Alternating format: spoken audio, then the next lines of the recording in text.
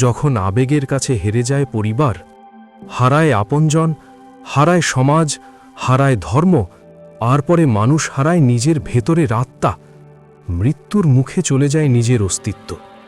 বন্ধুরা, মানুষের জীবনে কিছু মুহূর্ত আসে যখন মনে হয় এই মুহূর্তটাই সব, যাকে ভাবছি সেই আমার সব। মনে হয় আজ যে মানুষটিকে ছাড়া নিঃশ্বাস নিতে কষ্ট হচ্ছে, সেই মানুষটিকেই না পেলে জীবন অর্থহীন। কিন্তু জীবন অনেক সময় আমাদের শেখায়, যাকে আমরা একদিন জীবন ভেবেছিলাম, সে কখনো কখনো শুধু জীবনের একটি অধ্যায় ছিল। আজ আমি এমন এক মেয়ের গল্প বলবো, যে একদিন ভালোবাসার টানে ভাবল সব ছেড়ে দিলেই সুখ আসবে। বাবা মা, আপনজন, আত্মীয়, সমাজ, ধর্ম সব কিছু ছেড়ে আজ সুখ পাবো এখানেই। কিন্তু পরে বুঝল, হারে হারে উপলব্ধি করল, সব হারালে শুধু মানুষ না, নিজের ভেতরের আলোও নিভে যায়। শেষ হয়ে যায় নিজের অস্তিত্ব, শেষ হয়ে যায় পৃথিবী থেকে সব ভালোবাসা। ছোটবেলার মেয়ে, তার নাম নিশাত। নিশাত ছিল খুব নরম স্বভাবের মেয়ে। ছোটবেলায় বৃষ্টি হলে বারান্দায় দাঁড়িয়ে থাকত। মা ডাক দিতেন, ভিজিস না মা, ঠান্ডা লাগবে। বাবা অফিস থেকে ফিরলে দৌড়ে গিয়ে ব্যাগ নিত। বাবা হাসতেন, বলতেন, আমার মেয়েটা একদিন অনেক বড় হবে। সেই বাবা নিজের চশমা বদলাননি বহু বছর, কিন্তু মেয়ের পড়ার টেবিলে নতুন বাতি কিনেছেন বহুবার। মা নিজের শাড়ি না কিনে মেয়ের উৎসবে জামা কিনেছেন বহুবার। বড় হওয়ার সাথে বদল। কলেজে ভর্তি হওয়ার পর নিশাতের জীবন বদলাতে লাগল। নতুন বন্ধু, নতুন পরিবেশ, নতুন কথা। সেই সময় তার পরিচয় হলো এক অন্য ধর্মের ছেলের সাথে। প্রথমে খুব সাধারণ আলাপ, তারপর একদিন নোট নেওয়া, তারপর বারবার দেখা, তারপর প্রতিদিন অপেক্ষা। ছেলেটি খুব মিষ্টি করে কথা বলতো, তোমার চোখে কষ্ট দেখলে আমারও কষ্ট হয়, তুমি খেলে আমার ক্ষুধা দূর হয়, তোমাকে দেখলেই আমার শত কষ্ট দূর হয়ে যায়, তোমাকে দেখলে ভুলে যাই এই পৃথিবীর সব। এই ধরনের কথা মানুষের হৃদয়ে খুব দ্রুত জায়গা করে নেয়। অদৃশ্য দূরত্ব। ধীরে ধীরে নিশাত বদলাতে লাগল। আগে মায়ের সাথে বসে চা খেত, এখন রুমে দরজা বন্ধ। আগে বাবার পাশে বসত, এখন ফোন হাতে ব্যস্ত। মা জিজ্ঞেস করতেন, কি হয়েছে? উত্তর, কিছু না। কিন্তু সেই কিছু নার ভেতরে অনেক কিছু ছিল। প্রথম আপত্তি। একদিন বিষয়টি পরিবার জানল। বাবা খুব শান্ত ছিলেন, তিনি রাগ করেননি। বাবা অল্প অল্প বুঝতে পারলেন, কিছু একটা অনুভব করলেন। তারপরে শুধু বললেন, মা, জীবন শুধু অনুভূতির উপর দাঁড়ায় না, জীবনে সিদ্ধান্ত নিতে হয় মাথা ঠান্ডা রেখে। নিশাত তখন ভাবল, বাবা তাকে বুঝছেন না, বাবা আমার ভালো চাইছেন না। এটাই অনেক সন্তানের ভুল, কারণ তারা ভাবে যে বাধা দিচ্ছে সে শত্রু, সে আমার ভালো চান না। কিন্তু অনেক সময় যে বাধা দেয় সে ভবিষ্যতের গর্তটা আগে দেখে, জীবনের গল্পটা সে বোঝে। সেদিন রাতে মা কাঁদছিলেন, চুপচাপ।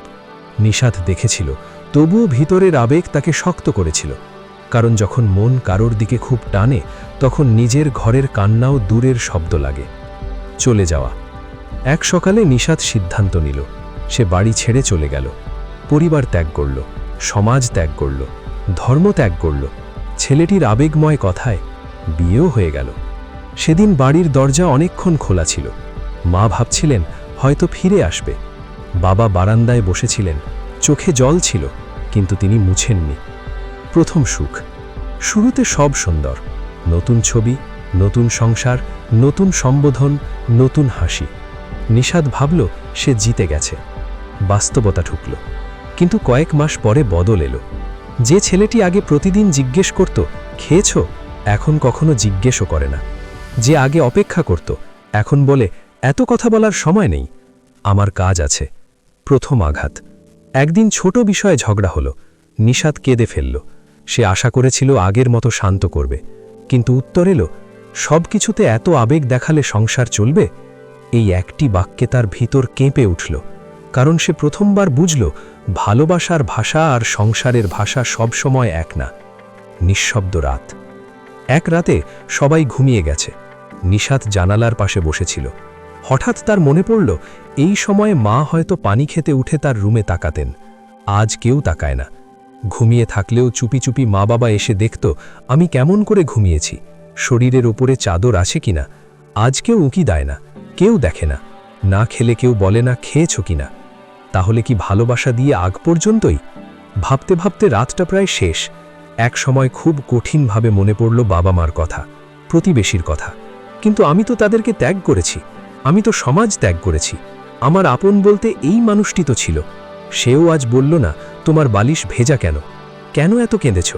শুধু কাঁদলো আর শুধু কাঁদলো। আমার যে আর কোনো পথ নেই, না যাব ফিরে, যেতে সমাজের সংসারে ধর্মে, না পারছি থাকতে এইখানে। ভাবছি ভালোবাসার জীবন কি এমনই?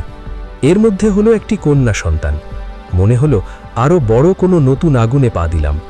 এতদিন জ্বালিয়েছে শুধু ভালোবাসার মানুষটি, আজ থেকে শুরু হলো তার সংসারের অন্য মানুষদের অত্যাচার। সহ্য করতে না পেরে ভালোবাসার সেই মানুষটিকে আমি বললাম, আমি যার আর সইতে পারছি না। সে উচ্চ কর্কশ কণ্ঠে আমাকে বলে দিল, সইতে না পারলে চলে যাও। আমি যেন কেমন স্তব্ধ হয়ে গেলাম। এই একটি বাক্য তার বুক ভেঙে দিল। তারপর থেকে আমার ও সন্তানের কোনো খাবার খোঁজ কেউ নেয় না, আমার স্বাস্থ্যের খোঁজ নেয় না।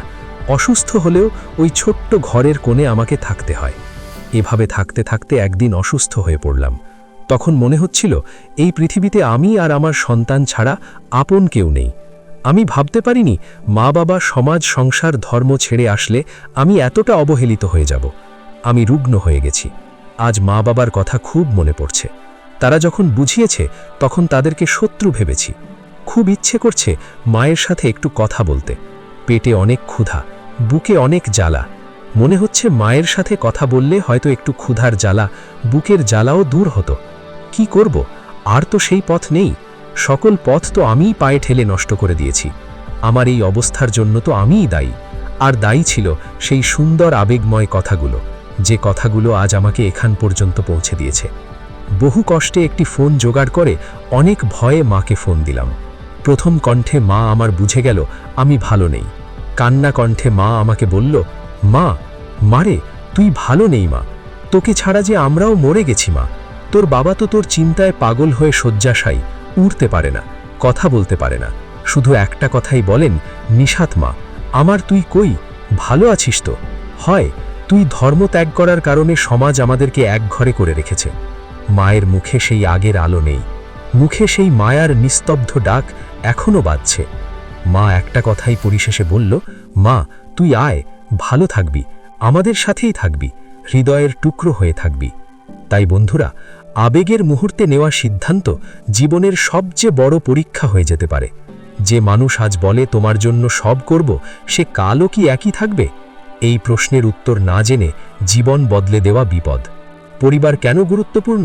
কারণ পৃথিবীতে অনেক সম্পর্ক শর্তে বদলে যায়, কিন্তু মা বাবার দোয়া খুব সহজে বদলায় না। ফিরে আসার দরজা।